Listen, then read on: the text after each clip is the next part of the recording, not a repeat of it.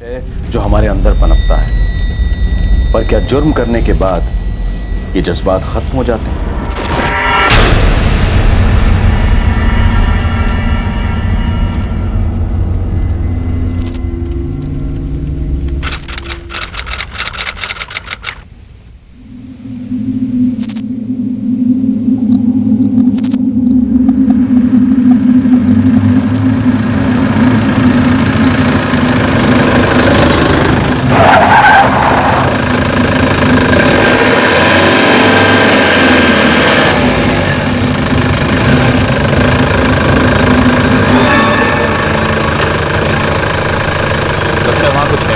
काम करो, गाड़ी घुमाओ।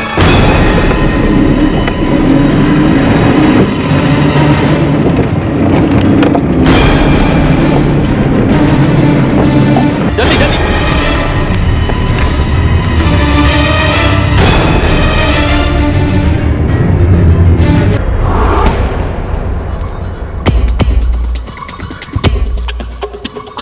Petrol vehicle 546 calling.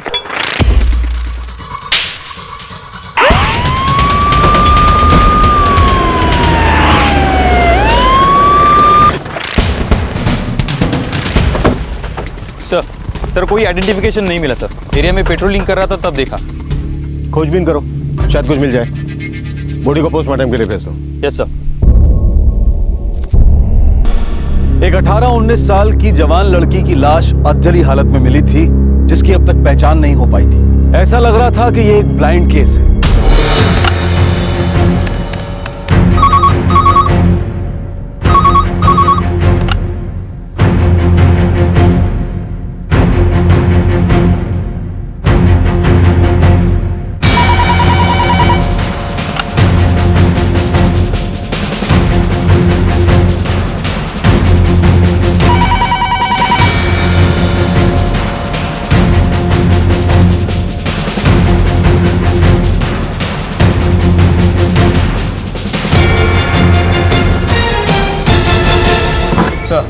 पूरे हैदराबाद में फाइल सभी मिसिंग कंप्लेंट चेक कर लिए, लेकिन उस लड़की से एक भी मैच नहीं करी।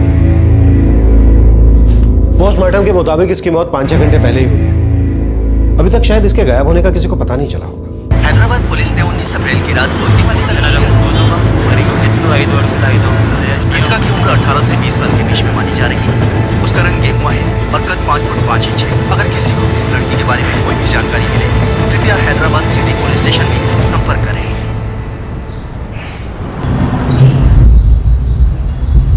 अम्मी, वो टीवी पर ना जोया आपा की तस्वीर दिखा रहे हैं। क्यों?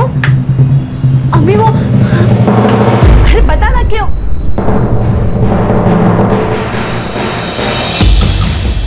चल जल्दी से।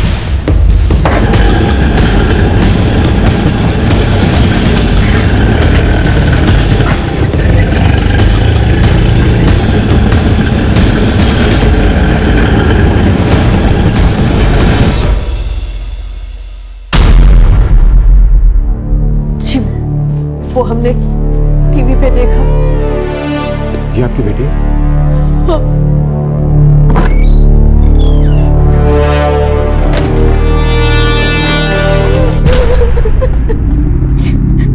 मेरी बड़ी बहन 19 साल की थी और मैं 15 साल की हूँ।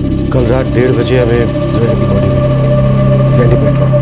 मैं सुबह से उसका फोन ट्राई कर रही थी, पर उसका फोन बंद आ रहा था। जोया कल रात कहाँ गई थी? काम पर गई थी। कहाँ काम करती थी? इवेंट मैनेजमेंट कंपनी में। मैं रात में पढ़ रही थी।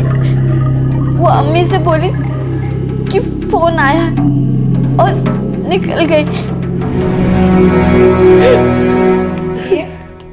उठिए, पानी पी लीजिए।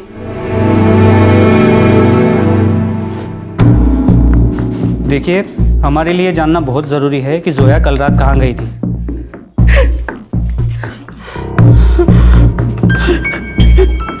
जोया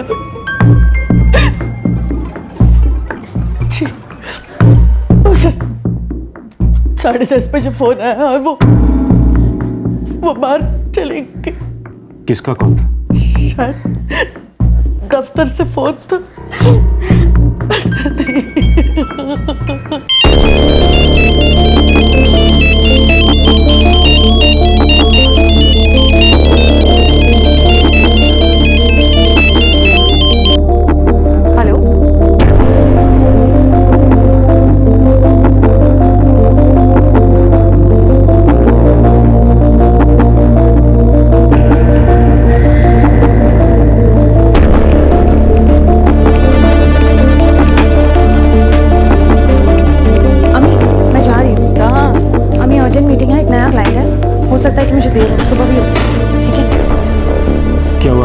को काम के लिए बाहर रहती थी? इवेंट के काम में उसे कभी कभी देर हो जाती थी तो वो रात भर बाहर रहती थी, पर सुबह लौट कर घर आती थी। उसका मोबाइल नंबर? 444567898। वो फोन किसका था, इसका आपको जरा भी आइडिया नहीं? पता तो नहीं, पर शायद उसके बॉस का ही होगा। कौन है उसके बॉस? आबिद खान और सायरा नादिर। अब उस लड़की की पहचान हो चुकी थी। 18 साल की इवेंट मैनेजमेंट कंपनी में काम करने वाली जोया शेख। लेकिन उसे क्यों मारा गया था?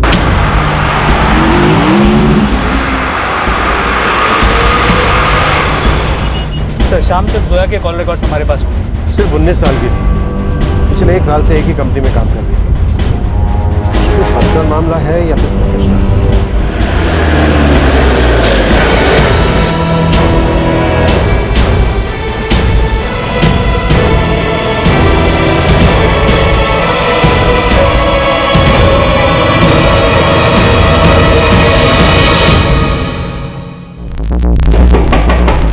आबिद का नंबर है 444-356-545 और सायरा का 444-908-987। आज इनका ऑफिस बंद है?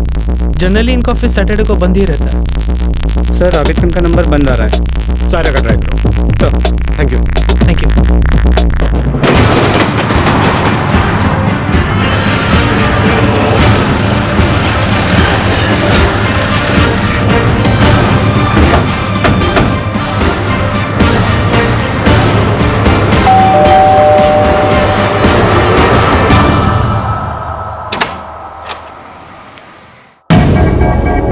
जी सारा नादिर? कौन आया है मिराज? अम्मी पुलिस। नया क्लाइंट? नॉट पॉसिबल, क्योंकि अगर आबिद के थ्रू भी होता तो भी मुझे उसकी खबर होती। लेकिन जोया तो अपनी माँ से यही कहकर घर से निकली थी। देखिए, मैं मानती हूँ कि कभी कभी हमारी लेट नाइट मीटिंग्स होती हैं, लेकिन अगर कोई नया क्लाइंट होता तो मुझे उसकी पक्की खबर होती। हो सकता है आपके किसी एम्प्लॉय ने फोन किया। नॉट पॉसिबल, क्योंकि नए क्लाइंट्स हमेशा मैं और आबिद ही हैंडल करते हैं। जोया हमारे बाकी के सारे स्टाफ से ज़्यादा एफिशिएंट थी, लेकिन वो मुझे या आबिद को बताए बिना नहीं जाती। लेकिन आबिद खान का नंबर तो स्विच ऑफ आ रहा है। वो पिछले 4 दिन से छुट्टी पे है। कहाँ है वो नेल्लूर गए हुए हैं अपने अम्मी अबू के पास। उसके अम्मी अब्बू का नंबर होगा आपके पास? जी नहीं, मेरे पास नहीं। हमें आपके एम्प्लॉय से बात करनी है। जी बेशक, आप कर सकते हैं। बिल्कुल सही बात है सर। नए क्लाइंट्स को आबिद सर और सायरा मैम के अलावा कोई और हैंडल नहीं करता है। लेकिन सर मुझे ये समझ में नहीं आ रहा कि सायरा मैम और आबिद सर के अलावा जोया को नए क्लाइंट से मीटिंग के लिए आखिर कोई फोन क्यों करेगा? और अगर कोई फोन करेगा भी तो सर जोया उसे रिस्पॉन्ड नहीं करेगी सर। सर मुझे लगता है कि बात कुछ हो रही है। सर जोया सायरा मैम और आबिद सर के बिना किसी भी मीटिंग पे नहीं जाती है सर। और सर जोया को तो ये भी पता था कि आबिद सर छुट्टी पर है।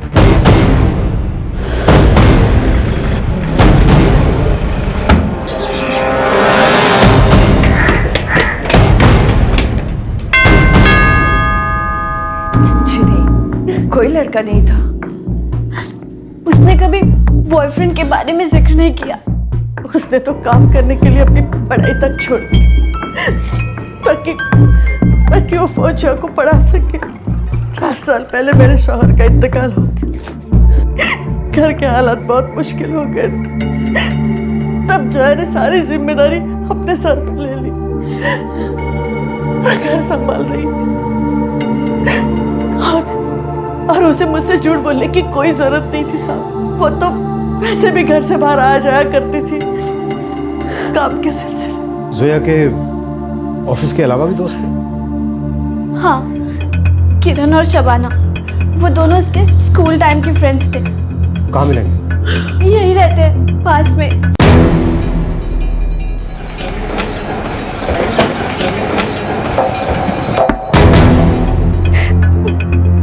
जोया हमेशा अपने फैमिली के बारे में सोचती थी।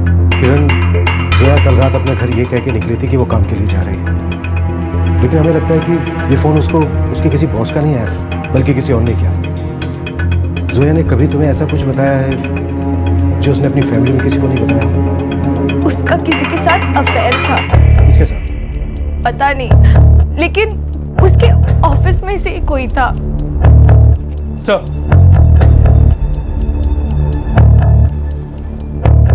सर शबाना रोए जा रही है। वो कुछ बात करने की हालत में नहीं है। वो कुछ जानती है? शायद जोया का अपने ऑफिस में किसी के साथ अफेयर चल रहा है।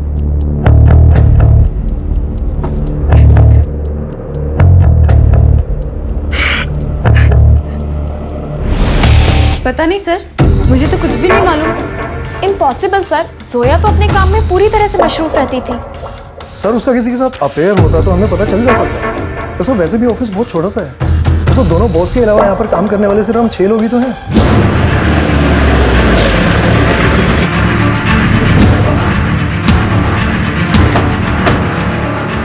मैं खुद आबिद से बात करना चाह रही हूँ, लेकिन उसका फोन अभी भी स्विच ऑफ आ रहा है। जोया का ऑफिस में किसी के साथ अफेयर था? क्या? हमें पता चला है कि जोया का आपके ऑफिस में किसी आदमी के साथ अफेयर चल रहा था। ये कैसी बातें कर रहे हैं आप? वो काफी वक्त से हमारे साथ काम कर रही थी, बहुत अच्छी लड़की थी, अपने काम से काम रखती थी। अगर ऐसा कुछ होता तो हमें जरूर पता होता ना।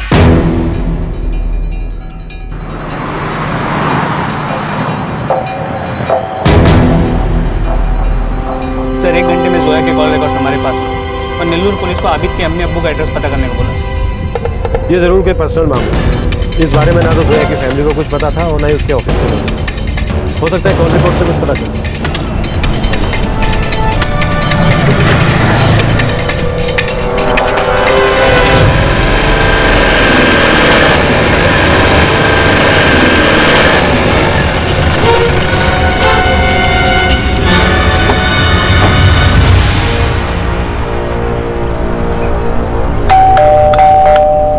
अभी तो दोपहर में निकल गया। कहाँ गए? हैदराबाद। बोला उसका ऑफिस में कुछ हुआ है।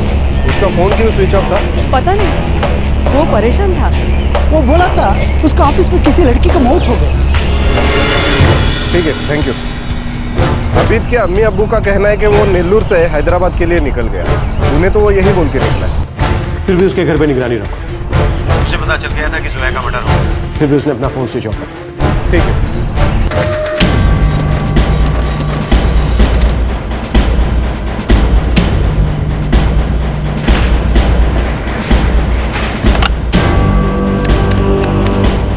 The number you have called is currently switched off. The number you have called is currently switched off.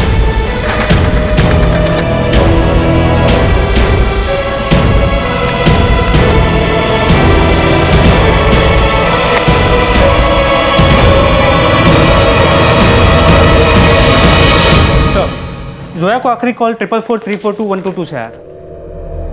किसका नंबर है? सर कोई अल्ताफ कुरैशी, फेक नाम फेक एड्रेस। सर ये सिम 3 दिन पहले ही खरीदा गया था और इससे सिर्फ 2 कॉल किए गए, दोनों जोया को। एक 19 अप्रैल के दिन सुबह और दूसरे रात को, जिसके बाद जोया घर से बाहर निकली। जाहिर सी बात है मर्डर प्लान किया गया। सर हमने फ़ोन के IMEI नंबर को भी ट्रैक किया। ये फ़ोन सेट भी 3 दिन पहले ही खरीदा गया। ये मिस्टीरियस कॉल है, जिसके कॉल के बाद जोया अपने घर से निकली थी। जाहिर सी बात है जोया उसे बहुत अच्छी तरह से जानती है। उसका कोई अपना करीबी नहीं।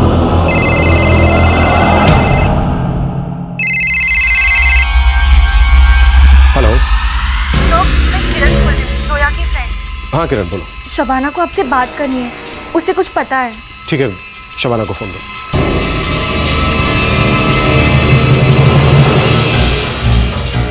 सर, जोया का अपने बॉस आबिद खान के साथ अफेयर था। तू सीरियस है? हाँ। और वो भी सीरियस है? पर संभाल के जोया, वो तेरे बॉस हैं। हाँ लेकिन वो कहता है मुझसे प्यार करता है। वो तो अच्छी बात है, लेकिन फिर भी संभाल के। तूने अपनी छोटी बहन और अम्मी से इस बारे में बात की कि नहीं? नहीं यार, अभी तक बात नहीं की। जब तक सब कुछ तय नहीं हो जाता ना, आबिद भी यही चाहता है कि जब तक सब कुछ तय नहीं हो जाता मैं इस बारे में किसी से बात नहीं करती। सिर्फ तुझसे कह रही हूँ, तेरे तक ही रखना।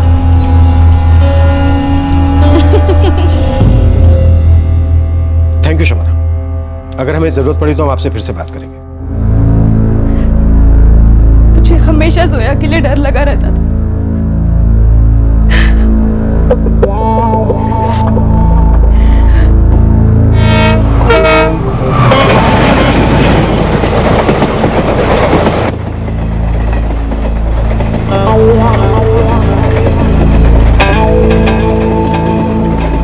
एक ऐसा अफेयर जिसके बारे में ना तो जोया की माँ और बहन को पता था और ना ही ऑफिस के किसी कॉलीग को। एक ऐसा राज जिसे छिपा कर रखा गया था। क्या कोई जानबूझकर उसे एक राज ही रखना चाहता था, या फिर ये केस प्यार में आई किसी रंजिश का था?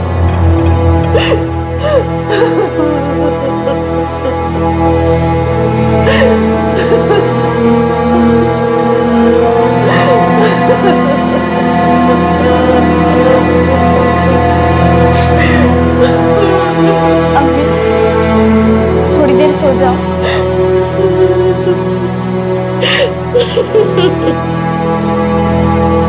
लेट जाओ।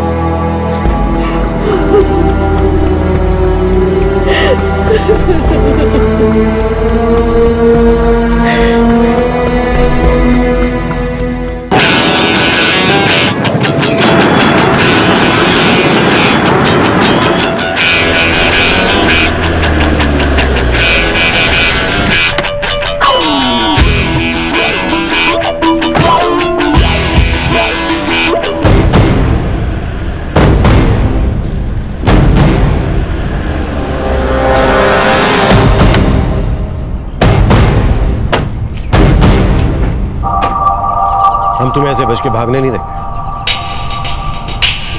जी मैं भाग नहीं रहा था, मैं अभी वापस आऊँ घर। इनफैक्ट मैं आप लोगों को खुद ही कांटेक्ट करने वाला था। कैसे कांटेक्ट कर?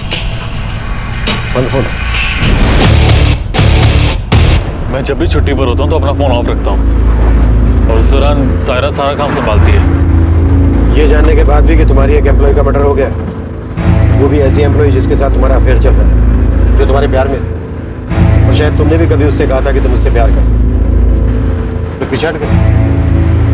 ये सच नहीं है, मैं भी जोया से प्यार करता था, इसलिए तो वापस जल्दी लौट कर आ गया, वरना तो मैं 2 दिन के बाद आने वाला था। तुम्हें क्या लगता है कि तुमने 2 दिन पहले आके कोई एहसान किया?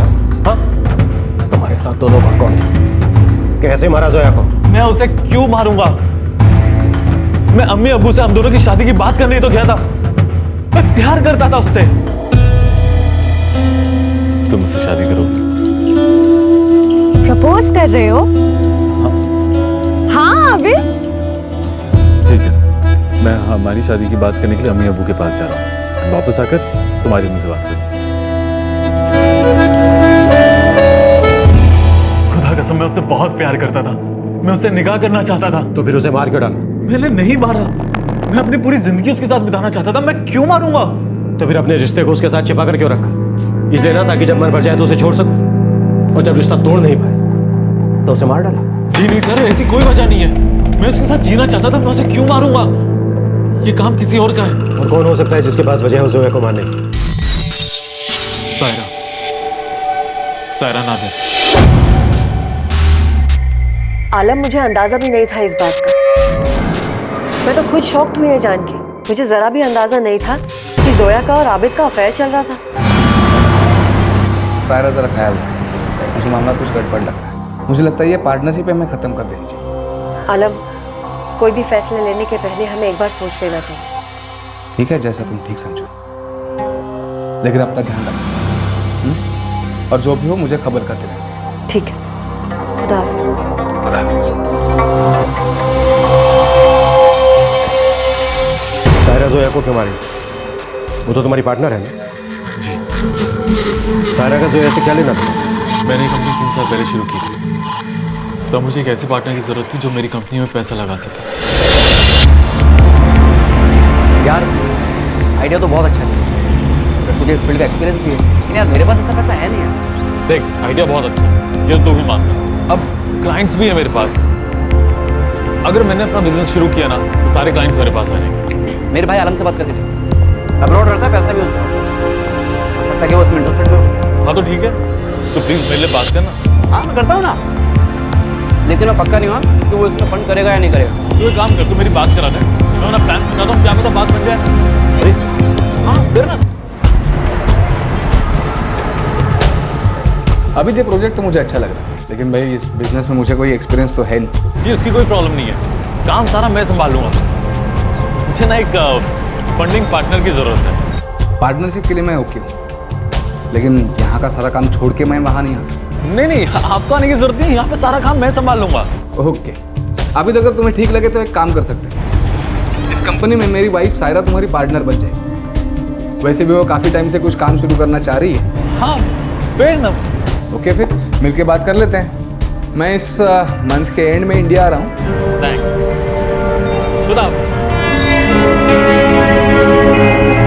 बात बन गई यार। हालांकि मेरा फंडिंग पार्टनर बन गया और उस हिसाब से सायरा मेरी ऑफिशियल पार्टनर। उसके बाद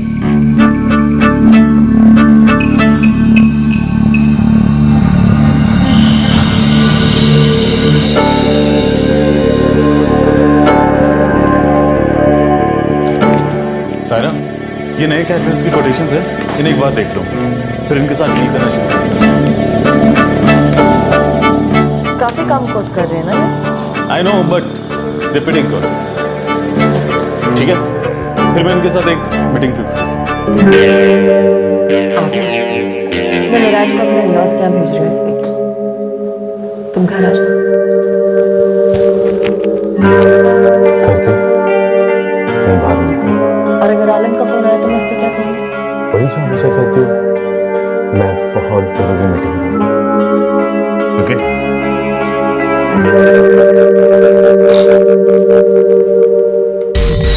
इंटरेस्टिंग।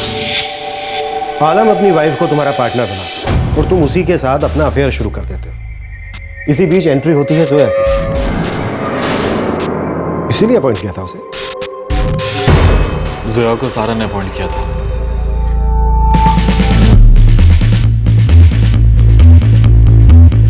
तुमने सिर्फ 12th तक पढ़ाई की? जी मैम, मुझे पढ़ाई बीच में ही छोड़नी पड़ी। अम्मी और छोटी बहन की देखभाल करनी थी इसीलिए। लेकिन मैम यकीन कीजिए, मैं इवेंट्स मैनेज बहुत अच्छे से कर सकती हूँ। मैं आपको प्रूफ करके दिखाऊंगी। तुम्हें कोई एक्सपीरियंस भी नहीं है इस फील्ड का। मैम आप मुझे एक मौका दीजिए, मैं आपको कोई शिकायत का मौका नहीं दूंगी। देखो जोया, ये काफी डिफिकल्ट फील्ड है। यहाँ बहुत मेहनत करनी पड़ती है, रात भर काम करना पड़ता है, एक साथ बहुत सारी चीजें हैंडल करनी पड़ती है। मैम मैं आपको कोई एक्सक्यूज नहीं दूंगी और ना ही कोई शिकायत का मौका मिलेगा। Please ma'am. Alright, welcome on board. Come Zoya. Abid, ये जोया है। हमने जो ट्रेनिंग सुपरवाइजर के लिए एडवर्टाइजमेंट दिया था, ये उसके लिए perfect. Please. To start with मैं सोच रही थी कि जो हमारा नया वाला इवेंट है ना, उसकी फाइल से दे देते हैं। उस क्लाइंट को यही हैंडल कर लेगी। What's it? That's okay. Zoya ने अपने आप को प्रूव किया। साल भर के अंदर ही वो एक ट्रेनी से आगे निकल के बड़े बड़े क्लाइंट्स, इवेंट्स अपने आप हैंडल करने लगे। वो एक डिटरमाइंड और एक कॉन्फिडेंट लड़की थी। अरे भैया क्या कर रहे हैं? वहाँ पर चेयर नहीं, यहाँ पर लगाइए। इसके पीछे। अरे चाचा वो क्या पेंट कर रहे हैं आप? इसके ऊपर। आजाद, थोड़ा सा। आजाद, क्या? पीछे कहाँ है? अरे रास्ते में है ना, और वैसे भी अभी तो 3 घंटे बाकी हैं। क्या रास्ते में? मुझे सब चीजों पर चेक करना पड़ता है, कुछ भी लास्ट मिनट के लिए नहीं छोड़ सकते। जल्दी उसे फोन लगाओ अभी। Okay, I'm doing it. काम गुड जोया। तुम्हें सब कुछ अपने आप मैनेज करते देख अच्छा लगता है। Thank you sir. तुमने जो कहा तुमने वो करके दिखा। I am impressed. अरे जोया, वो वेंडर तब से तुम्हारे बारे में पूछ रहा है, एक बार से बात करो। हाँ ठीक। मुझे उससे प्यार होने लगा था, फिर उसके बाद हम रेगुलरली बाहर मिलने लगे। एक तरफ तुम्हारे एक शादीशुदा औरत से संबंध और दूसरी तरफ तुम एक मासूम लड़की को बेवकूफ बना रहे हो। ऐसा कुछ नहीं, मैं जोया के लिए सीरियस था। अगर हम ऑफिस में प्रोफेशनल बिहेव नहीं करेंगे तो हमारे काम पर असर पड़ेगा। मैं समझ सकती हूँ। You trust me ना? Of course I trust you. मुझे एक बात तो समझ में आ गई थी कि जोया मेरी जिंदगी है और जो रिश्ता मेरा सारा के साथ है वो गलत है और उससे किसी को कुछ हासिल नहीं होने वाला था। आबिद, कल शाम से तुमने मेरे फोन का जवाब क्यों नहीं दिया? हाँ, थोड़ा बिजी था। तुम ऑफिस आए और मुझसे मिले तक नहीं? क्या बात है सर? आबिद, पिछले 1 महीने से तुम मुझसे ढंग से बिहेव भी नहीं कर रहे हो।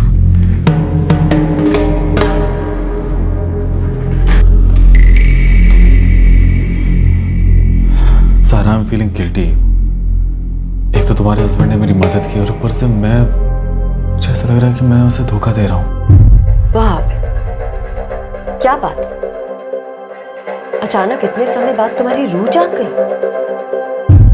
सारा, हमें इसे और आगे नहीं बढ़ाना चाहिए। तुम्हें कोई और मिल गई है ना? सही कहा ना मैंने? सारा, तुम्हें जो सोचना तुम सोचो। एक बात और जरूर सोचना कि तुम किसी की माँ हो, किसी की बीवी हो। हमारे बीच जो कुछ भी था ना, वो गलत था। इसे आगे बढ़ाने से ना तुम्हारा कोई फायदा, ना मेरा कोई फायदा। तुम्हें ऐसा लगता है क्योंकि तुम मुझसे बोर हो गए और तुम्हें कोई और मिला। बोलो, बताओ कौन है? बोलो। सायरा प्लीज, अब इसे यहीं खत्म करो।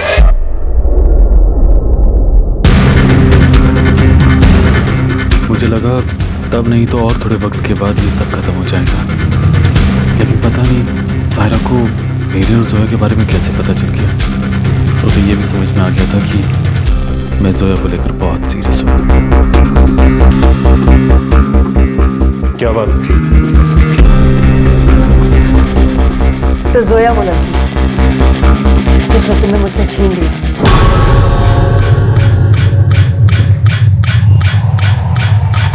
मैंने ही उसे अपॉइंट किया था। और ये मत भूलो आबिद कि इस कंपनी में मैं भी एक पार्टनर हूँ। मैं नहीं भूला, तुम जोया को नौकरी से निकालना चाहती हो ना, निकाल। लेकिन एक बात तुम मत भूलना कि मैं जोया को कभी नहीं छोड़ूंगा। मैं तुम्हारे पास तो कभी वापस नहीं आऊंगा। Just try and understand, हमारे बीच जो कुछ भी था ना, वो गलत था और हमेशा गलत ही रहेगा। मैं जोया से शादी करूंगा और यही बात करने के लिए अम्मी अब्बू के पास भी जा रहा हूं।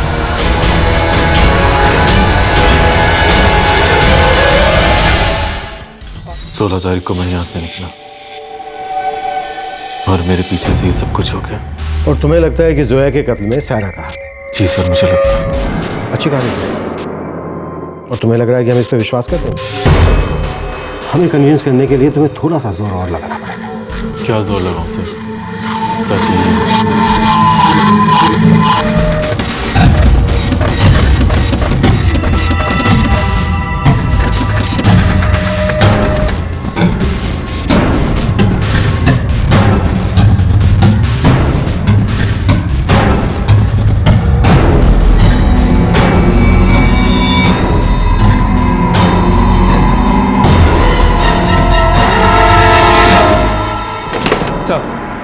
सायरा के कॉल रिकॉर्ड्स में कुछ अनयूजुअल नहीं लगा। सारे के सारे कॉल ऑफिस से रिलेटेड थे, सब ऑफिस के लोगों को किए गए और कहीं कुछ प्लानिंग नहीं नजर आ रहा।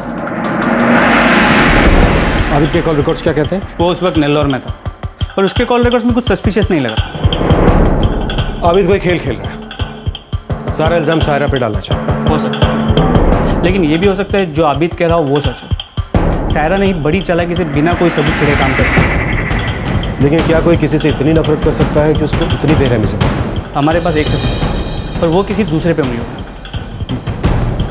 पता करते हैं कौन सच बोल रहा है और कौन झूठ। क्या आबिद खान सच बोल रहा था? क्या जोया के कत्ल के पीछे सायरा का ही हाथ था? क्या इस सब की वजह सिर्फ जलन थी?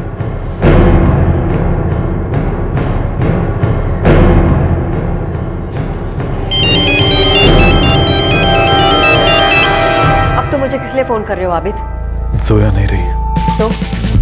मैं एक बार तुमसे मिलना चाहता था। जोया के जाने के बाद तुम्हें मेरी याद आ रही है? सायरा, मैं अंदर से पूरी तरह से टूट चुका हूँ।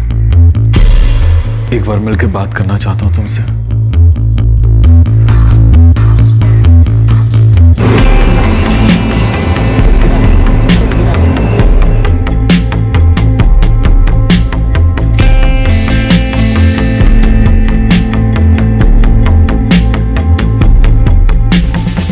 क्यों बुलाया मुझे यहाँ? सायरा, मैं जानता हूँ कि जोया को तुम नहीं मारा है। तुमने मुझ पर इल्जाम लगाने के लिए मुझे यहाँ बुलाया या तुम अपना गेट मुझ पे डालना चाहते हो? तुम जानती थी कि मैं अपनी अम्मी अब्बू से बात करने वाला हूँ और अपनी और जोया की शादी को लेकर।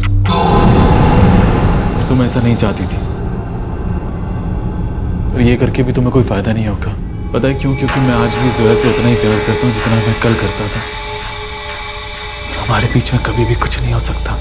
मैं जानती थी तुम यही कहोगे, लेकिन कोई बात नहीं आबिद। अब तुम सारी जिंदगी तड़पते रहोगे लेकिन तुम्हें जोया कभी नहीं मिलेगी। तुमने उसके लिए मुझे छोड़ा, मैंने उससे ये दुनिया ही छोड़ा।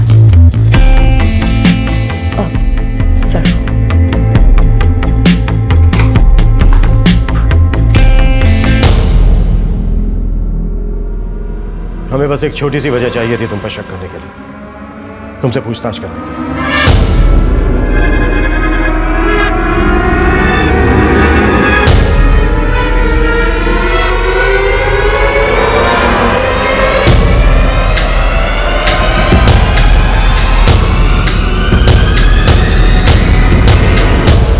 मैंने जोया को नहीं मारा।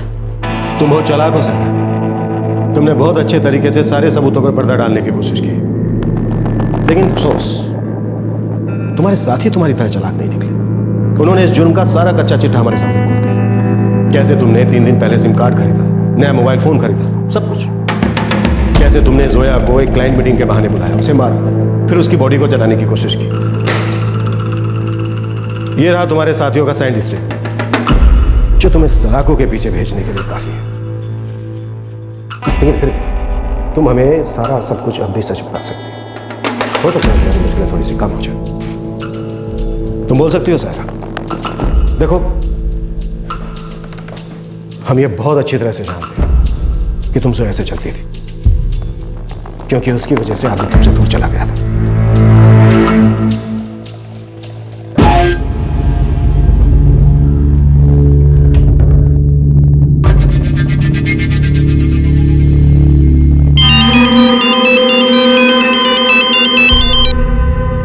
हेलो जोया, सायरा बोल रही हूँ। गुड मॉर्निंग मैम, बोलिए। नया नंबर लिया? नया लिया। सुनो, आज रात को एक मीटिंग हो सकती है, तैयार है? मैं कॉल करूँगी। Okay sure ma'am. और अजहर को भी बोल देना, उसे भी वहाँ आना है। Okay ma'am. अजहर, हाँ अजहर, आज रात को मीटिंग है तो तैयार रहना और फोन जरा स्विच ऑन रखना। ओके। उसके बाद मैंने जोया को रात को फिर से फोन किया।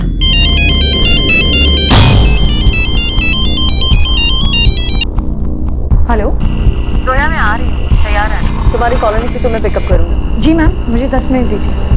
आबिद ने मेरा इस्तेमाल किया अपनी फिजिकल जरूरतें पूरी करने के लिए,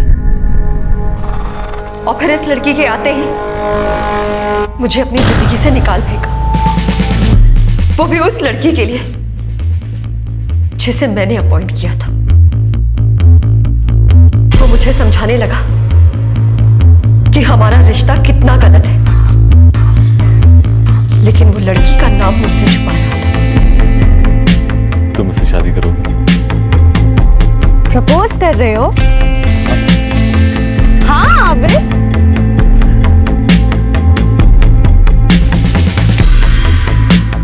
मैं उन दोनों को साथ में नहीं देख सकती थी।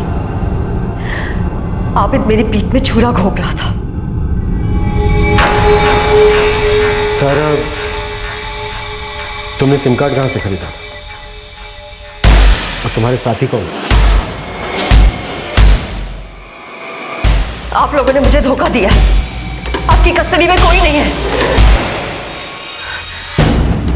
तुम्हें किसी ने धोखा नहीं दिया है सारा। You are jealous। तुमने अपनी इस जलन की वजह से एक 19 साल की मासूम लड़की को मार डाला। तुम्हारे साथी कौन थे सारा?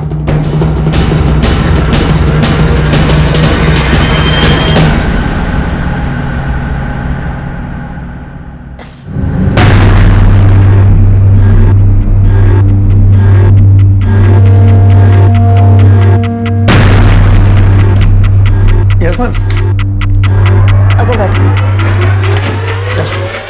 तुम्हें मेरे लिए एक काम करना होगा। श्योर मैम, क्या काम है? करोगे ना मेरे लिए? जी मैम, लेकिन काम क्या है? इसके लिए तुम्हें पैसे मिलेंगे, प्रमोशन मिलेगी, और तुम जोया की जगह संभालोगे। जोया को रास्ते से हटाने में तुम्हें मेरी मदद करनी है।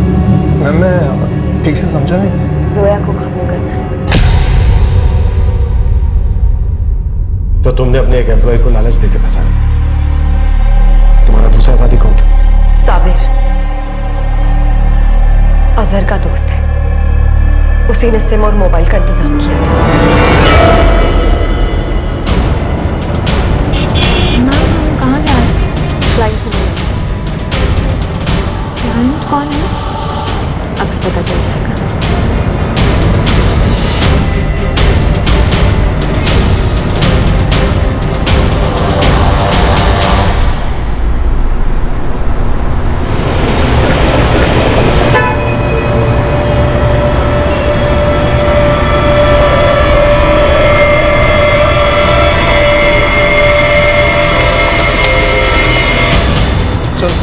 छोड़ना ही पड़ता है, दूर जाना जरूरत पड़ेगी।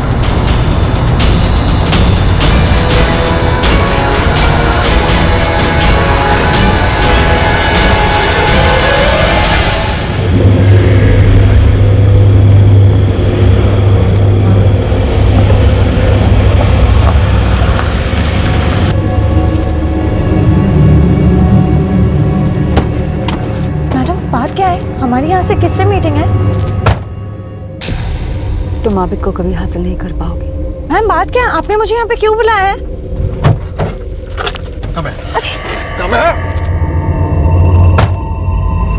मैम ये सब मुझे कुछ नहीं पता, उसने मुझे ये सब कुछ नहीं बताया। असल कोई बात नहीं, अब तुम आबिद से कभी नहीं मिलोगी। मेरी अम्मी है और मेरी छोटी बहन है, उनका मैं ही सहारा हूँ। मुझे अब छोड़ दीजिए प्लीज, अगर मुझे जाने दो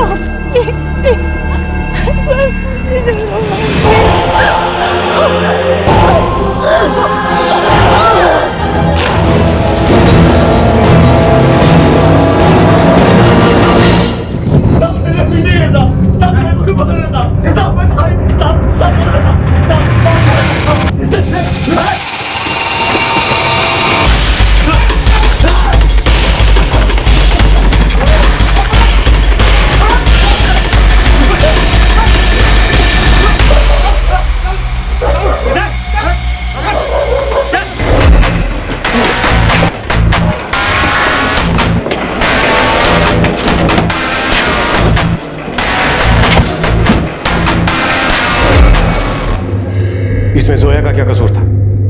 उसे तो यह भी नहीं मालूम था कि तुम्हारा और आबिद का अफेयर चल रहा है।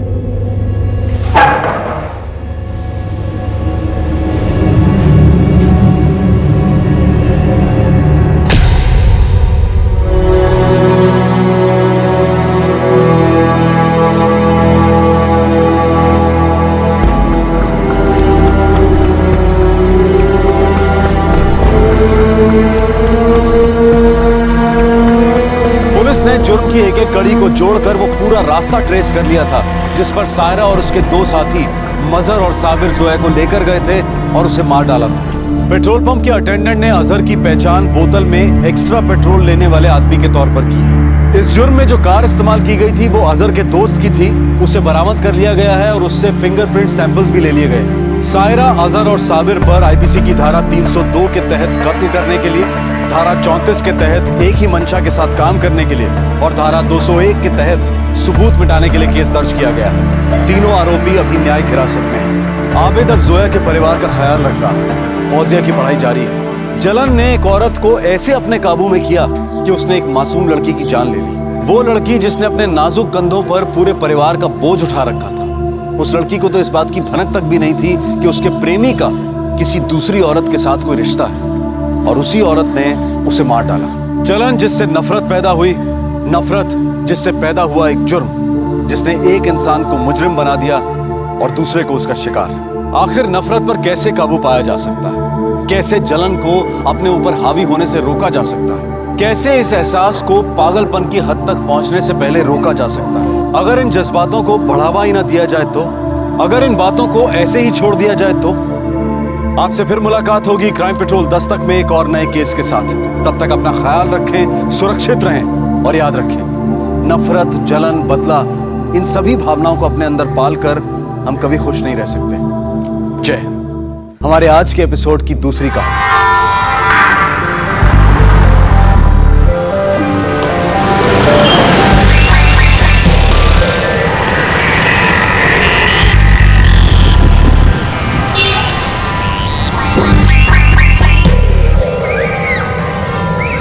आसपास बहुत से लोग होने के बावजूद भी कोई है जो आप पर नजर रख रहा है।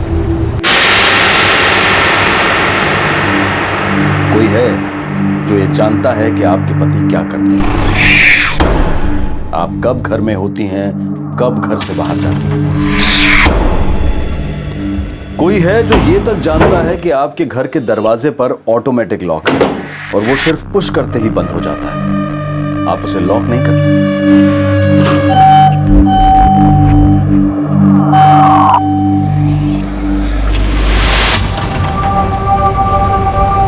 जानता है कि आपकी बिल्डिंग में कोई खास सिक्योरिटी नहीं है, क्योंकि कोई भी कड़ी सिक्योरिटी के लिए पैसा नहीं खर्च करना चाहता है।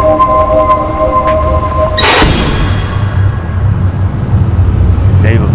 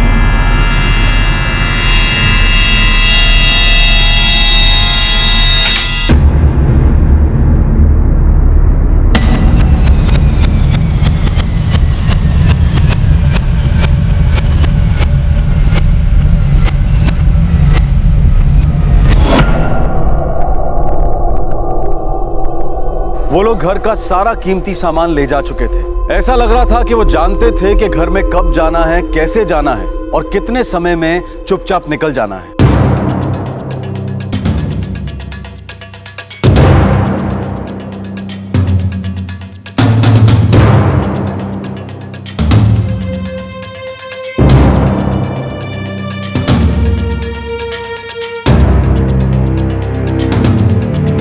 मैं एक बिजनेसमैन हूं सर। मैं अपनी वर्कशॉप पे था, तभी मेरी पत्नी ज्योति का फोन आया। तकरीबन 7:45 बजे होंगे। इसी ने मुझे बताया कि घर में चोरी हो गई है।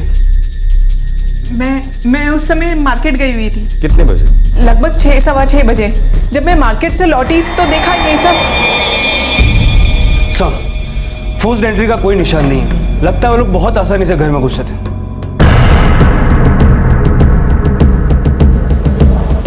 अंदर आने के लिए घर की चाबी यूज की होगी, क्योंकि ऑटोमेटिक लॉकिंग सिस्टम है। मैं जनरली लॉक नहीं करती। ऑटोमेटिक लॉक है, दरवाजा खींचने पर ही बंद हो जाता है। आप दोनों के अलावा घर की चाबी और किस किस के पास होती है? सर, किसी के पास नहीं। आपके घर में कोई नौकर है? हाँ, शिल्पा, पर वो पिछले 3 दिन से छुट्टी पे गई हुई है। उसकी माँ बीमार है, पर उसके पास घर की चाबी नहीं है। आपके पास उसका नंबर है? हाँ। नहीं साहब, मैं यहाँ से किसी को जाते हुए नहीं देखा साहब। चोरी शाम को 6 से 7:30 के बीच हुई, जब मिसेस ज्योति कंसल अपने घर से बाहर थी। मैं सब दिन भर गेट पे ही रहता हूँ साहब, और जाता भी हूँ ना साहब, सिर्फ टॉयलेट करने के लिए जाता हूँ साहब, 5 मिनट के लिए, और सब बस पंप ऑन या ऑफ करने के लिए बस। एक बात तो साफ है, जब कोई अंदर आया था तुम गेट पर नहीं थे। नहीं साहब, मैं इस गेट से 5 मिनट से ज़्यादा टाइम के लिए हटता नहीं हूँ। इस सोसाइटी में और भी कई गेट है, कोई अंदर वहाँ से भी तो जा सकता है, लेकिन कोई नया आदमी आता है, मैं उससे पूछताछ किए बिना अंदर जाने नहीं देता हूँ। सर, इस सोसाइटी की सिक्योरिटी काफ़ी ढीली है। तभी तो वो लोग तब घर में घुसे थे जब मिसेस ज्योति मार्केट गई थी। उन्हें पता था कि वो घर पर नहीं है। अजीब बात तो यह है कि फोर्स्ड एंट्री नहीं की गई है। उन लोगों ने बड़ी सफाई से ये चोरी की। मुझे लगता है इसमें किसी जान पहचान वाले का हाथ है। एक काम करो, उसकी नौकरानी को पुलिस स्टेशन बुला दो। साहब, मेरी आई बीमार थी साहब, मेरे पास तो घर की चाबी भी नहीं है साहब। मोबाइल देना।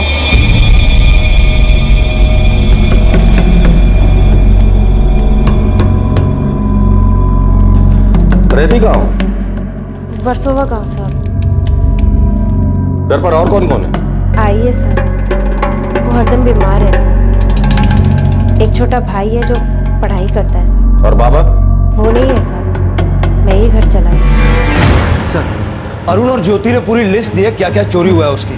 6 लाख के गहने चोरी हुए हैं। उस नौकरानी के बारे में कुछ पता चला? सर कॉल रिकॉर्ड्स देख के तो ऐसा नहीं लगता कि उस पर शक किया जा सके। उसके घर पे निगरानी रखने के लिए एक आदमी तैनात किया है और खबरियों को भी काम पे लगा दिया। हो सकता है इस नौकरानी का कोई बॉयफ्रेंड हो या भाई या फिर भाई का कोई दोस्त। एक काम करो, आसपास के इलाके में जितने भी ज्वेलर्स हैं सबको खबर कर दो। अगर चोरी का माल बेचने कोई आता है तो सबसे पहले हमें खबर कर।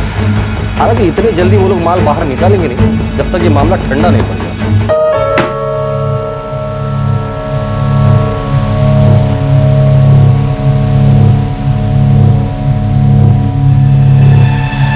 समझ में नहीं आता है कोई कैसे किसी के घर में घुस के इतना सामान लेकर जा सकता है और किसी ने उसे देखा भी नहीं, सिक्योरिटी गार्ड्स ने भी नहीं।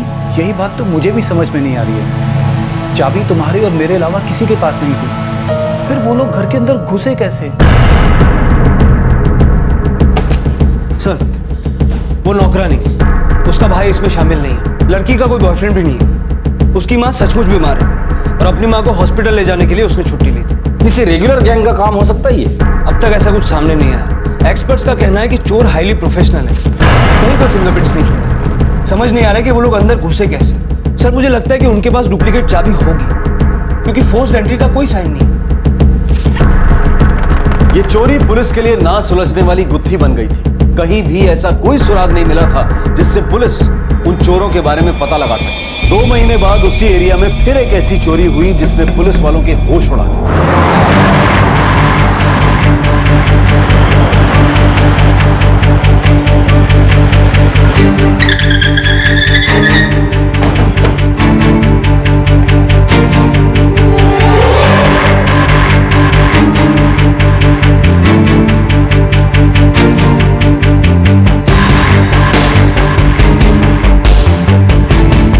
रजिया शेख? जी मैं ही हूँ रजिया शेख। मैंने ही आपको फोन किया था। क्या हुआ? यहाँ पे एक 42 इंचेस का LED टीवी था, वो अब गायब है सर। और यहाँ पे सर एक एक्सपेंसिव शोपीस था और यहाँ पे एक बहुत एक्सपेंसिव वाज था, वो भी गायब है सर। और सर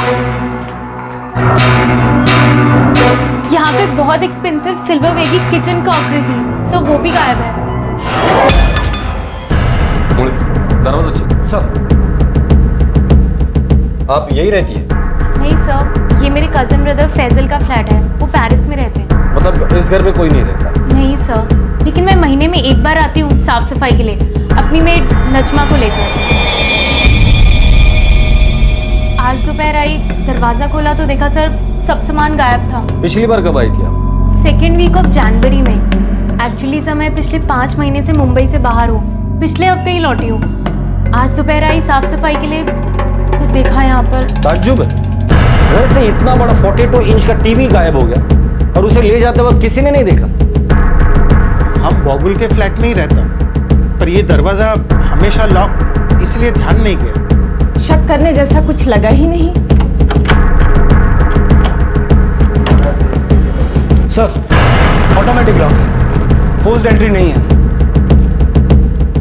रजिया जी, आप दरवाजा लॉक कर दी थी या सिर्फ खींच कर चली जाती थी? ऑटोमेटिक लॉक है सर, दरवाजा खींच के बंद हो जाता है।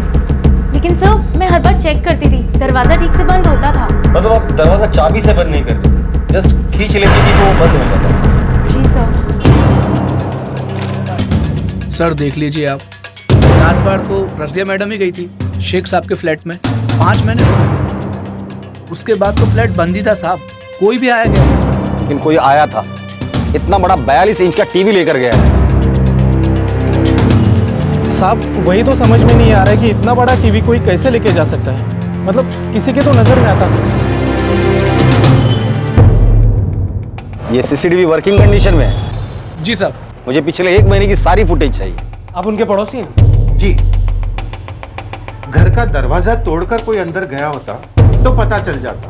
क्या है ना कि मैं दिन भर घर पर ही रहता हूँ, स्क्रिप्ट राइटर, तो ज्यादातर घर पर ही बैठकर लिखता हूँ। किसी के साथ डिस्कशन हुआ तो भी मैं घर पर ही रहता हूँ। ये मेरी बेटी है इप्शित। नहीं सर, एक चाबी मेरे पास होती है और दूसरी फैजल भाईजान के पास। वो पेरिस में रहते हैं ना, इसीलिए। सर मैं महीने महीने में एक बार आती हूँ, अपनी आंखों के सामने साफ सफाई कराकर वापस चली जाती हूँ, और मैंने आज तक कभी भी मेड के हाथ में चाबी नहीं दी। क्या आपने आस पड़ोस में कभी किसी को चाबी दी थी? नहीं सर, कभी नहीं।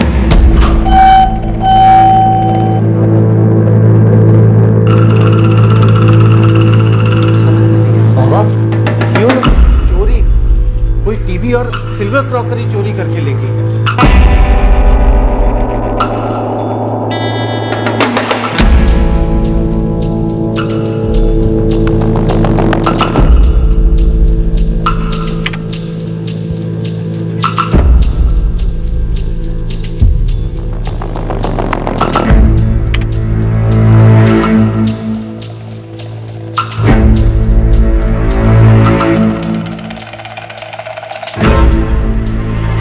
सभी सोसाइटी के लोगों का ही आना जाना है, शक करने से कोई मूवमेंट नहीं। सर ये फुटेज सिर्फ पिछले 15 दिन का। घर हमेशा बंद रहता था, तभी खुलता था जब खुद रजिया घर पर आते। अजीब बात है, ऑटोमेटिक लॉक है, फोर्स्ड एंट्री के कोई साइंस नहीं है। सर ये मामला आपको अप्रैल में जो ग्रेशियस साइट्स में चोरी हुई थी उससे मिलता जुलता नहीं लगता?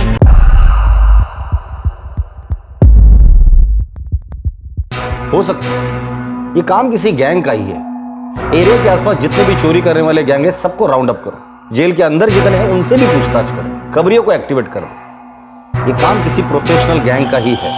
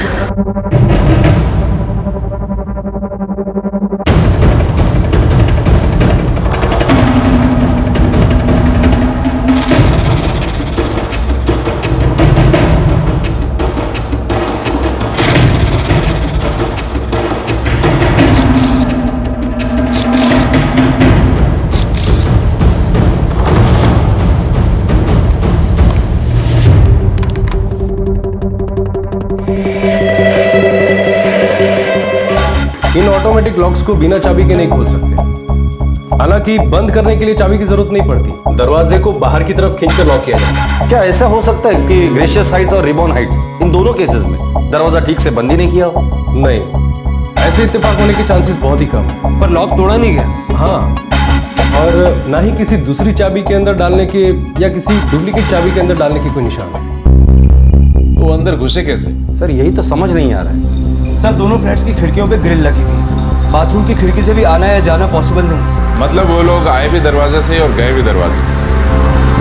कैसे हो सकता है? ग्रेशियस हाइट से 6 लाख के गहने चोरी हुए हैं और रिबन हाइट से 4 लाख का सामान गया है। सर हमने आसपास के सभी ज्वेलर्स को खबर कर दी है और उन दुकानदारों से भी बात की है जहां चोरी का माल बेचा जा सकता है, और हिस्ट्री शीटर से इंक्वायरी की है और पेट्रोलिंग भी जारी है। सर ये चोर बड़ी सफाई से अपना काम कर रहे हैं। इनकी मॉडस ऑपरेंडी अभी तक हुई किसी भी हाउस ब्रेकिंग रॉबरी से मेल नहीं खाती है। सर ये लोग घर में घुसते कैसे, यही खुद में एक मिस्ट्री है। हो सकता है कोई नया गैंग, या ये भी हो सकता है कि कोई पुराना गैंग ही नए तरीके अपना रहा हो। ये चोर थे कौन, और आखिर वो ये चोरियां इतनी सफाई से कैसे कर रहे थे कि अब तक पुलिस के हाथ कोई भी सबूत नहीं लग पाया था?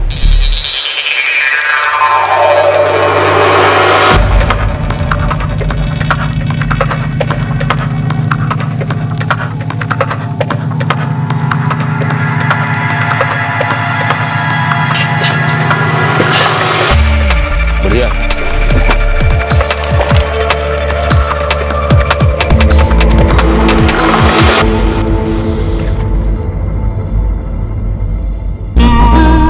क्या जगत सेठ, सिर्फ इतना ही? जगत सेठ मेरी गारंटी है आपको इससे कहीं ज्यादा ही कीमत मिलेगी। समझा करो भाई लोग, पहले इसको एंटीक पीस जैसा बनाना पड़ेगा, फिर बाहर बेचना पड़ेगा, यहाँ बेचा तो सब पड़ जाएगा, और ये सब करने में बहुत खर्चा आता है। देख लो तुम, इससे ज्यादा नहीं। चल ठीक है, हमारे लिए इतना भी काफी है। ठीक है।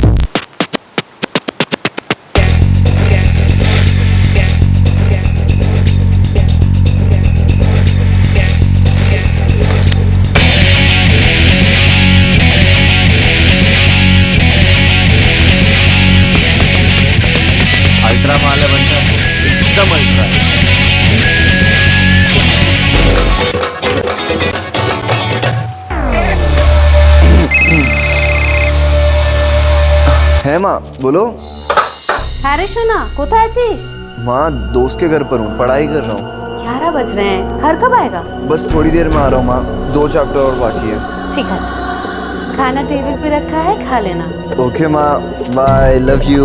लव यू সোনা, বাই। এই যে গো, আমি শুতে যাচ্ছি, গুড নাইট। বসো বসো। আরে বসো না।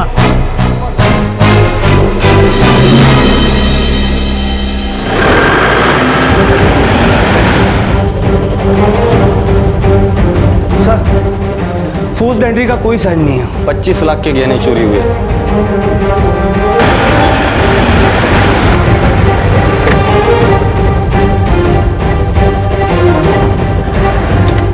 सर, 16 लाख का गोल्ड और डायमंड। कोई फोर्स एंट्री नहीं हुई है।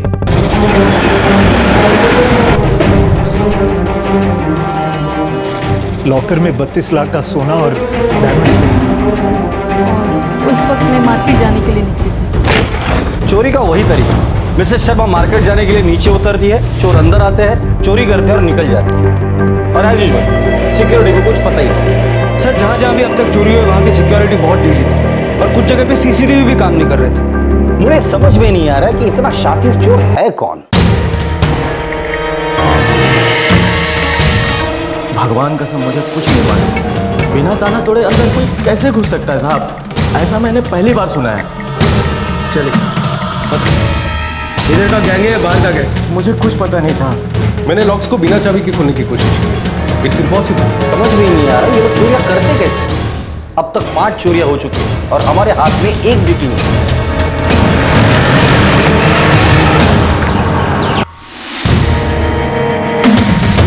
कोई फोर्स एंट्री नहीं। पता नहीं लोग अंदर घुसते कैसे।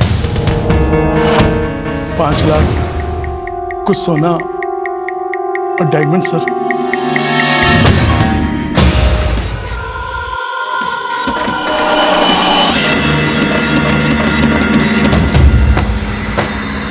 सर, 2 घंटे में इस एरिया में करीब 2 लाख फोन कॉल्स हुए हैं। हर मुमकिन कोशिश करो, कहीं ना कहीं कोई ना कोई सुराग तो जरूर मिलेगा।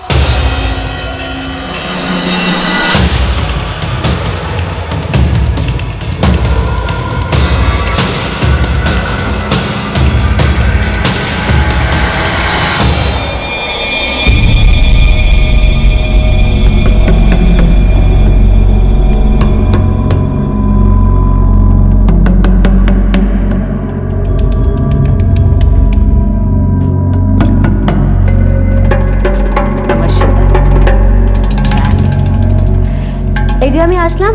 छवि, एटा देख ले। हम सोचा था बॉगुल में ही चोरी हुई थी, फिर इधर लिखा है आसपास एरिया में बहुत चोरी हुई है। थोड़ी सी।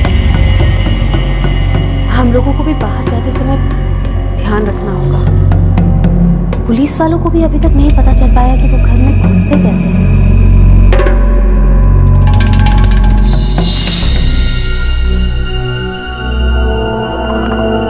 लीजिए चाय। आप क्यों इतना परेशान हो रहे हैं? एक तो हमारे घर में ऑटोमेटिक लॉक नहीं है और मैं जब भी घर से बाहर जाती हूँ तो ताला लगा के ही जाती हूँ। और वैसे भी हमारे घर में चोरी करने के लिए है ही क्या। सुरभि, फिर भी सतर्क रहने की जरूरत है। जमाना बहुत खराब है। बाय बुआ, बाय फूफा। अरे ऋषभ, कैसा चल रहा है कॉलेज? आजकल तो दिन रात पढ़ाई में ही लगा हुआ है। हाँ फूफा, अच्छे मार्क्स जो लाना है। गुड।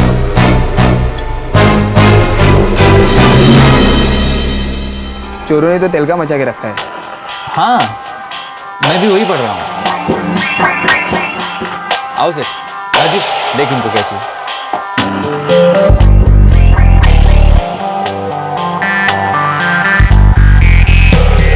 हाँ ऋषभ, तुम दोनों कुछ दिनों के लिए शांत हो जाओ। ये चोरी की खबर आपकी तरह फैलेगी, बच सकते हो। अजित का फोन था, वो बोला था कि कुछ दिनों के लिए हमें रुक जाना चाहिए। पुलिस हाथ धो के पीछे पड़ी है, कभी भी हम तक पहुंच सकती है। पहुंची तो नहीं ना, और मैं बोलता हूँ पहुंचेगी भी नहीं। देख, अगर ये सब बंद किया ना तो फिर भूल जाना तेरी वो शादिया, रेशमा, वो कौन थी वो, रीटा। हाँ, भूलना पड़ेगा सबको। सोच ले, नहीं यार, फिर से वही 100-200 रुपए की पॉकेट मनी में नहीं जी सकते हैं। वही तो प्रॉब्लम है ना मेरे भाई। अब यही चीज घर वालों को कौन समझाए कि आजकल 100 रुपए में एक मूवी की टिकट भी नहीं आती है। और तुझे पता है, अगर यही चीज मैं मेरे डैड को बोलूंगा तो क्या बोलेंगे, अरे क्या जरूरत है पिक्चर देखने का, टीवी पे आता है तो है, फ्री में देखो। जीना है तो शान से जियो, लाइक अ किंग। तो चिल मार, ये ले, ऐश कर अपनी रीटा के साथ।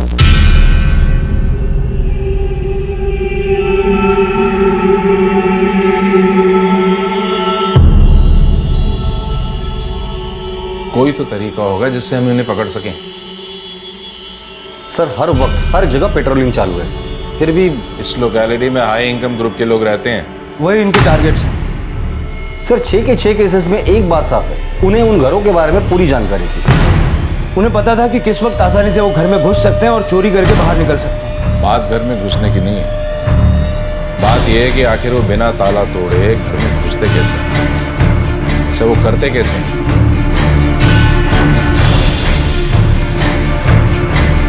अब तक उनसे कोई गलती नहीं हुई थी। उन लोगों का कॉन्फिडेंस दिन पर दिन बढ़ता ही जा रहा था। खबर सुर्खियों में थी, लेकिन फिर भी पुलिस उन तक पहुंच नहीं पाई।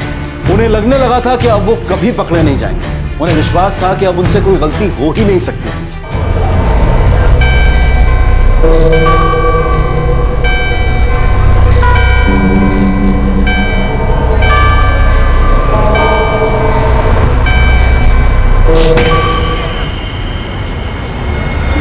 सिक्योरिटी आया मैडम। जी मैडम। सिक्योरिटी, वो देखो मेरे घर में कौन घुसा है। चोर चोर चोर चोर।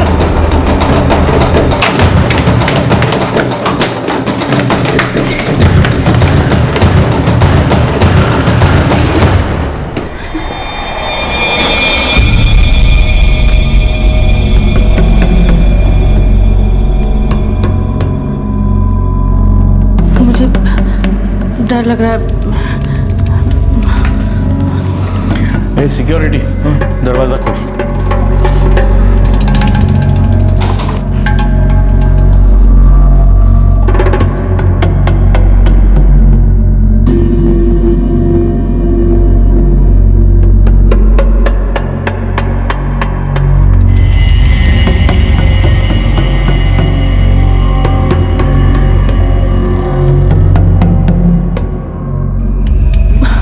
मुझे अच्छे से याद है, सारी लाइट्स बंद थी। मैं कभी लाइट्स ऑन करके बाहर जाती ही नहीं हूँ।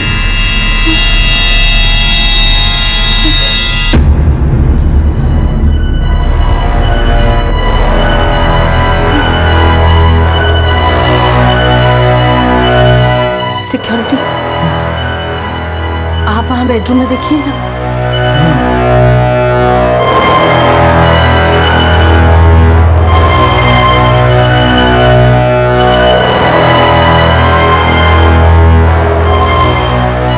अंदर तो कोई नहीं है मैडम, पर सारी अलमारियां खुली पड़ी हैं।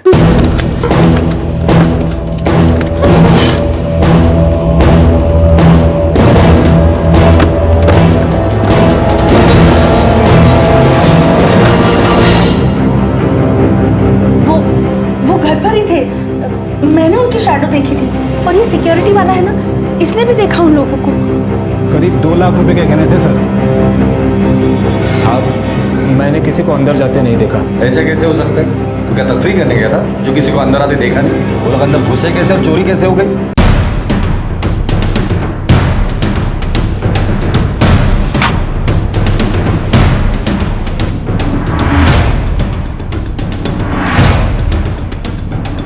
इस खिड़की के शीशे निकालकर वो लोग भाग गए होंगे सर, और पाइप से नीचे उतर गए होंगे। जाहिर सी बात है, पीछे सिक्योरिटी भी नहीं होगी, क्योंकि सब लोग फ्लैट की तरफ भागे होंगे।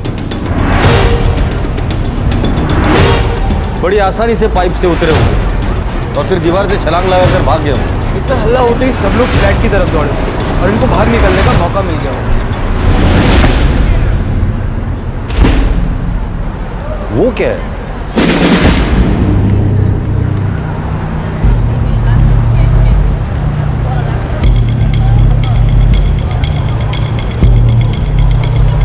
लगता है भागते वक्त गिर गया होगा। पता करो किसका मोबाइल है ये।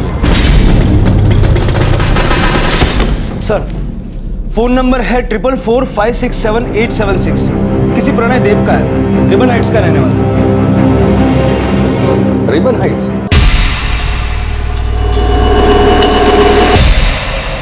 ये तो वही सोसाइटी है जहां जून महीने में चोरी हुई थी। वो 42 इंच का टीवी। रजिया शेख, उनके पड़ोसी भी देव, सुब्रतो देव, वो राइटर।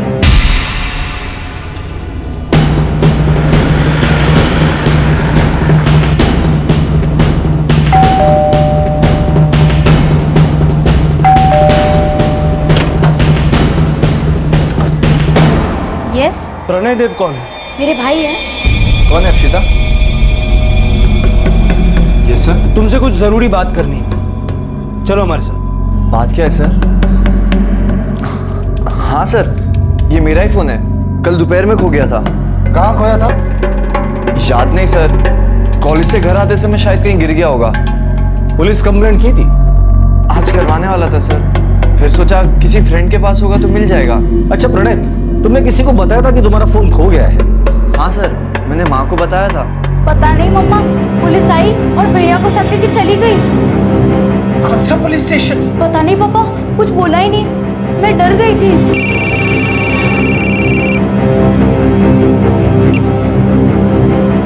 हेलो, छवि जी, इंस्पेक्टर वीरकर बोल रहा हूँ। आपके बेटे प्रणय का कल फोन खो गया था क्या? हाँ, बताया था उसने शाम को, लेकिन आप उसे क्यों लेकर गए? बस थोड़ी पूछताछ करनी थी। कौन सा पुलिस स्टेशन? सर मैंने बताया ना, मेरा फोन कल खो गया था और ये बात मैंने माँ को भी बताई थी। प्रणय, हमें तुम्हारा फोन एक्वा टावर में मिला था। Aqua tower? मेरा फोन वहाँ? स्ट्रेंज। या वेरी स्ट्रेंज। पता नहीं माँ क्यों बुलाया, कहते मेरा फोन एक्वा टावर में मिला है। पर हमें क्यों पुलिस स्टेशन में बिठा के रखा है? देखिए, मुझे इंस्पेक्टर साहब से बात करनी है। उन्होंने मेरे बेटे के साथ बात कर ली है ना, फिर उसे यहाँ क्यों रोक कर रखा है? इंस्पेक्टर साहब ने आपको भी थोड़ी देर इधर ही बैठने को कहा है, बैठिए।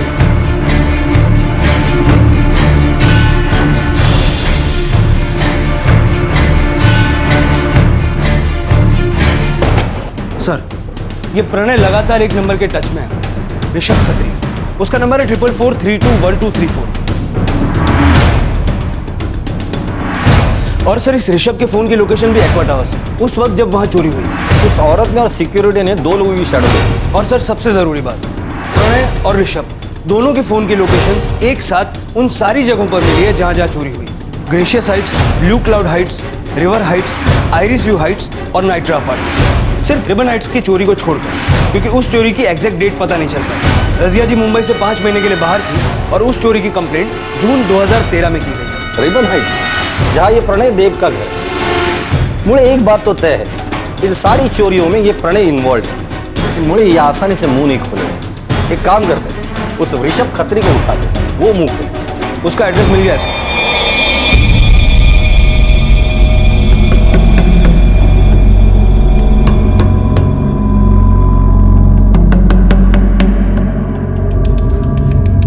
इंस्पेक्टर साहब बाहर गए हुए हैं, आप लोगों को वेट करने को बोला है। पर हम लोग को क्यों परेशान किया जा रहा है? ये मुझे कुछ मालूम नहीं, साहब आएंगे ना वही आपको बताएंगे। ये गलत है।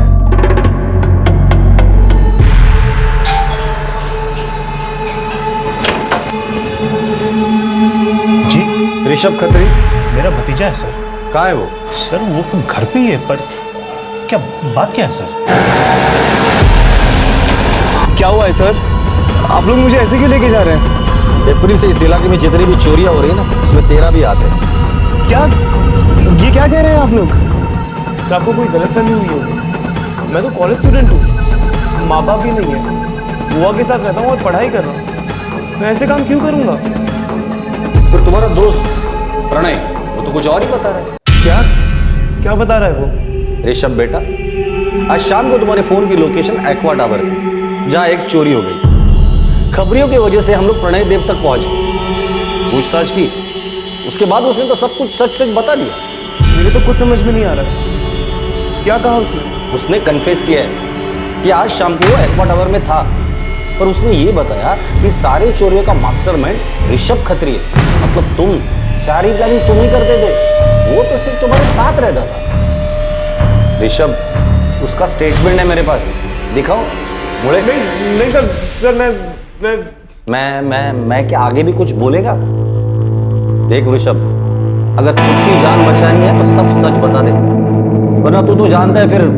ये सच है कि मैं उन चोरियों में शामिल था, पर सर प्लानिंग मेरी नहीं थी, पूरी प्लानिंग प्रणय की थी, वही सब कुछ प्लान करता था। ठीक है, मुझे यकीन है कि तुम सच बोल रहे हो।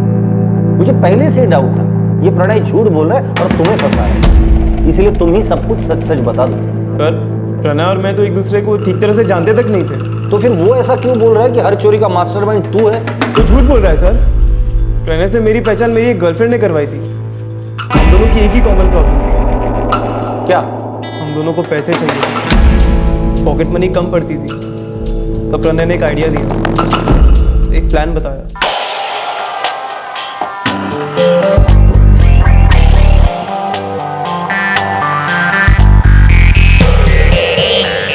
आजकल बड़ा पैकेट खरीद रहा है बंटा, नहीं मोटा माल मारा है। बस कुलदीप, ये समझ ले कि अपने भी अच्छे दिन शुरू हो गए।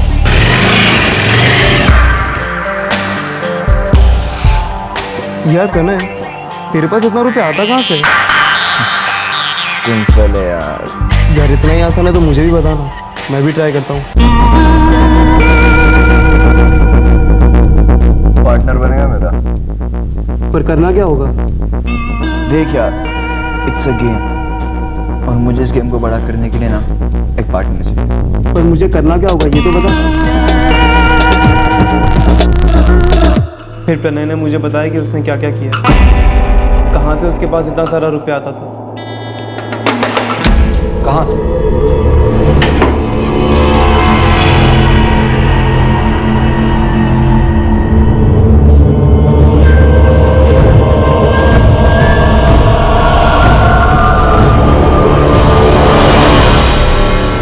प्रणय ने टीवी, क्रॉकरी और वो सारे शो पीसेस पड़ोस के घर में से चुरा लिए और अपने बेड के नीचे छुपा दिए थे। मतलब उसने चोरी जनवरी 2013 में की और हमें तब पता चला जब रजिया जी मुंबई आई। अच्छा, उसने ये सारा सामान बेचा कैसे? उसका दोस्त अजित, उसी ने सब कुछ बिकवाया था। यार प्रणय, मुझे तो अब भी यकीन नहीं हो रहा, तूने सचमुच में टीवी और क्रॉकरी चुराई है। हाँ यार, तुझे यकीन नहीं आता ना तो अजीत से पूछ ले, इसी ने तो सारा माल बिकवाया है। हाँ यार, ये 100% सच बोल रहा है। पर इतना बड़ा टीवी लेकर तू सोसाइटी से बाहर कैसे निकला? किसी ने देखा नहीं तुझे? एक हफ्ते तक तो वो टीवी मैंने मेरे बेड के नीचे छुपा के रखा था, किसी को पता भी नहीं था कि क्या हुआ है, मैंने क्या किया है। पड़ोसी का फ्लैट खाली रहता था, इसलिए किसी को शक भी नहीं हुआ। हाँ, इसकी बहन आती है, लेकिन वो भी महीने में एक बार घर की सफाई कराने के लिए। वो सब ठीक है, पर इतना बड़ा टीवी तूने सोसाइटी से बाहर कैसे निकाला? सिंपल यार, मैंने सिक्योरिटी को बोला कि मेरे घर का टीवी ख़राब हो गया, रिपेयर कराने लेके जा रहा हूँ। किसी को शक भी नहीं हुआ, और फिर मैं वो टीवी लेके अजीत के पास आ गया।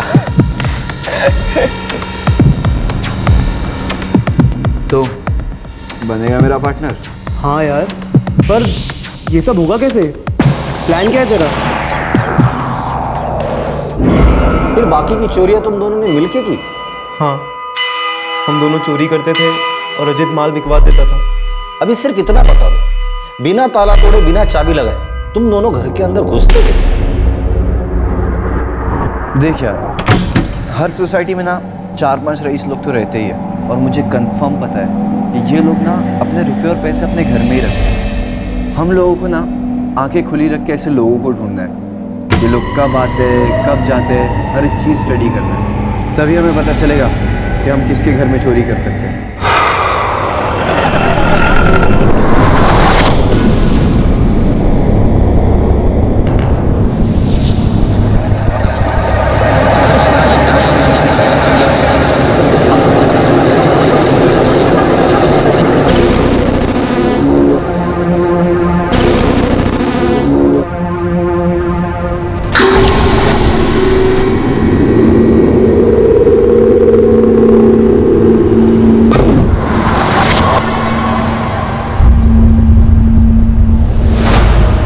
पैसे वाले लोगों के बारे में पता करते थे, कब घर के लोग बाहर जाते हैं, कब वापस आते हैं, घर की औरतें कब बाहर जाती हैं। घर में घुस के चोरी करके वापस निकलने का विंडो टाइम कितना है? मैंने पूछा तुम दोनों घर के अंदर घुसते कैसे थे?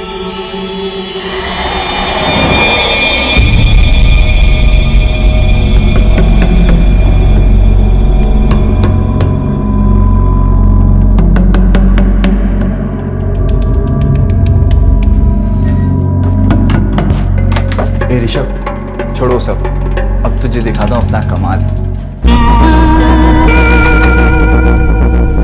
इधर आ।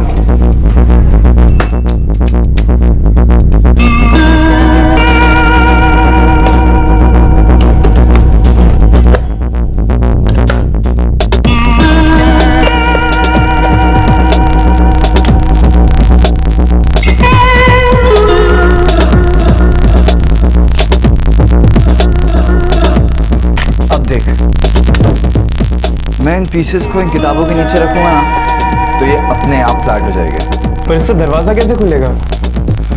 वे आजकल ना ज़्यादातर लोग अपने घर में ऑटोमेटिक लॉक लगवाते हैं, उससे वो दोबारा लॉक नहीं करते, बस एक बार दरवाजा खींचा और बंद।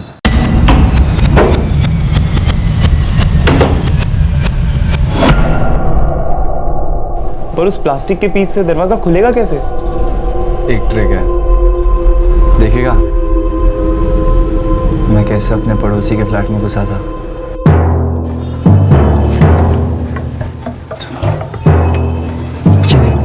ये भी सेल्फ लॉक है।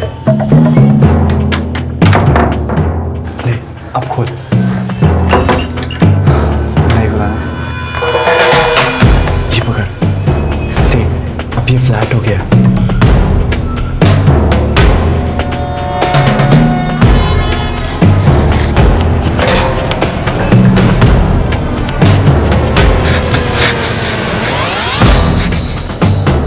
Just wait and watch.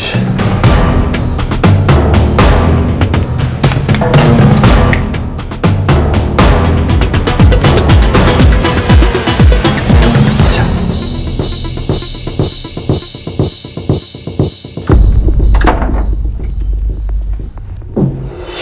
बोल, क्या बोलता है? ये तो मैजिक है यार। बनेगा मेरा पार्टनर? यस। ये हुई ना बात।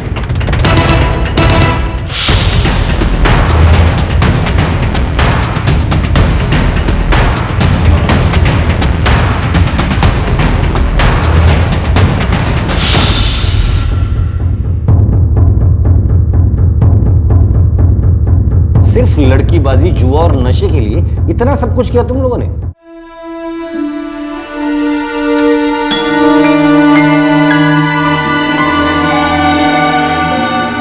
इप्सिता घर पर अकेली है।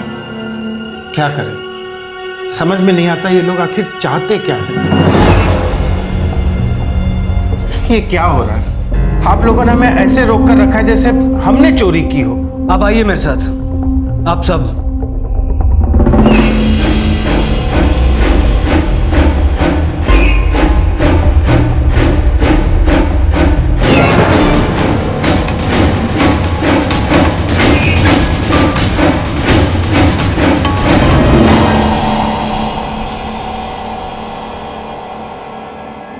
प्रणय देव, तुम्हारे दोस्त से मिलो, ऋषभ खत्री, याद है ना या भूल गए?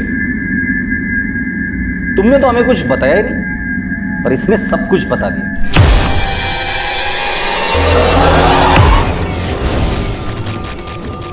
तुम लोग कैसे चोरी करते थे, कहां माल बेचते थे, सब कुछ। एक और साथी है ना तुम्हारा, अजीत, याद है कुछ? या अब भी यही कहोगे कि तुम्हारा मोबाइल कहीं खो गया? प्रणय, क्या है ये सब?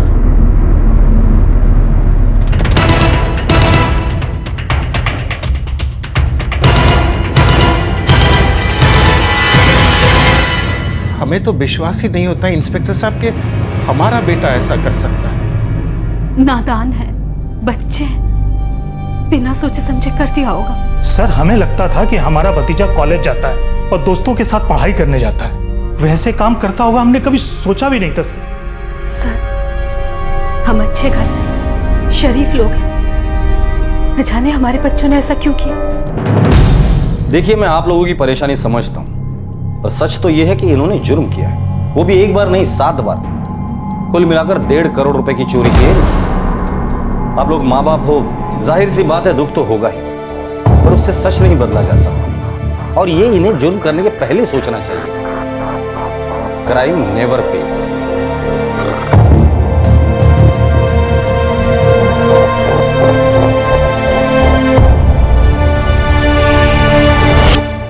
प्रणय, ऋषभ, अजीत और वो आदमी जिसने इनसे चोरी का माल खरीदा था, जगत, इन चारों पर आईपीसी की धारा 454 के तहत चोरी करने के इरादे से किसी के घर के बाहर घात लगाकर बैठना, धारा 457 के तहत रात के समय चोरी करने के इरादे से घर के बाहर घात लगाकर बैठना, धारा 380 किसी के घर में चोरी करना, धारा 34 किसी के लिए गलत मंशा से मिलकर साजिश करना, ये सभी धाराएं लगाई गई। सभी आरोपी अभी न्यायिक हिरासत में हैं और पुलिस चार्जशीट फाइल करने की तैयारी में है। इन तीनों और चोरी का माल खरीदने वाले जगत के पास से काफी चीजें बरामद की गई हैं। जिन लोगों के घर में चोरी हुई थी उन लोगों ने अपने सामान की रिकवरी के लिए कोर्ट में एप्लीकेशन दी है। पुलिस को पता चला है कि और भी कई पुलिस स्टेशंस में इस तरह की रॉबरी के केसेस दर्ज हैं, जिनका मोडस ऑपरेंडी यानी कि चोरी करने का तरीका इन केसेस से मिलता है। ऐसा हो सकता है कि ये लोग उन केसेस में भी शामिल थे। प्रणय के माता पिता और ऋषभ के बुआ और फूफा को ये सच जानकर एक गहरा सदमा लगा, एक ऐसा सच जिस पर विश्वास करना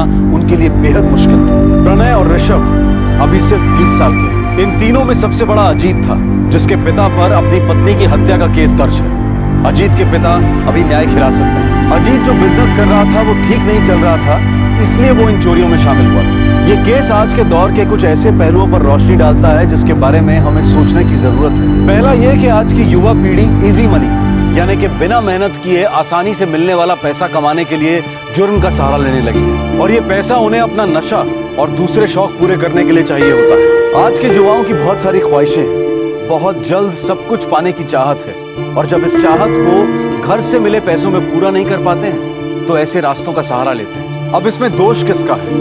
इस युवा पीढ़ी का जिसकी ऐसी चाहतें हैं, उनके माँ बाप या उनके गार्जियंस का जो इन बच्चों की बढ़ती चाहतों को पूरा नहीं कर पाते हैं, या फिर दोष है उस माहौल का जिसमें गैर जरूरी चाहतें जरूरी बन गई? क्या दोष है आज के इस दौर का जहाँ एस्पिरेशंस और एम्बिशंस आसमान छूने तक की हो गई हैं? ज्यादा और ज्यादा पैसा, ज्यादा सुख, ज्यादा सुविधाएं, यही जीने का मकसद रह गया। और दूसरा ये कि हमारी रेजिडेंशियल सोसाइटीज में कड़ी सिक्योरिटी क्यों नहीं होती है? हम सरकार पर आरोप लगाते रह सकते हैं कि वो हमारी सुरक्षा का पुख्ता इंतजाम नहीं करती है, लेकिन हमारे अपने घर की सुरक्षा का क्या? वो तो हमारी जिम्मेवारी है, लेकिन उस पर खर्चा करने को हम राजी नहीं, उसकी अहमियत समझने को हम तैयार ही नहीं। हमें अपनी सोसाइटी के गेट पर या फिर लॉबी में खड़े चौकीदार से सुरक्षा और सतर्कता की उम्मीदें बहुत ज्यादा हैं, पर हम उसे तनख्वाह बहुत कम देते हैं। हम चाहते हैं कि वो हर वक्त चौकन्ना रहे, सतर्क रहे, पर सिक्योरिटी को गंभीरता से हम खुद ही नहीं लेते। बहुत कम ऐसी सोसाइटीज होंगी जहां के मेंबर सोसाइटी की सिक्योरिटी पर इतना खर्चा क्यों करना है ऐसे सवाल नहीं करते होंगे। हालांकि इस क्यों का जवाब हम सबको अच्छी तरह से पता है। और अंत में जब हम अपने घर के दरवाजों पर महंगे से महंगे ताले लगवाते हैं तो उन्हें ठीक से बंद करने में 2-4 मिनट एक्स्ट्रा क्यों नहीं खर्च कर सकते? आपसे फिर मुलाकात होगी क्राइम पेट्रोल दस्तक में एक और नए केस के साथ। तब तक अपना ख्याल रखें, सुरक्षित रहें, और याद रखें, अगर हम अपने हक की बात करते हैं तो साथ ही हमें अपनी जिम्मेदारियों को भी समझना होगा। जय हिंद। इस तरह के और भी एपिसोड देखने के लिए हमारे चैनल को सब्सक्राइब करें और बेल आइकन दबाना ना भूलें।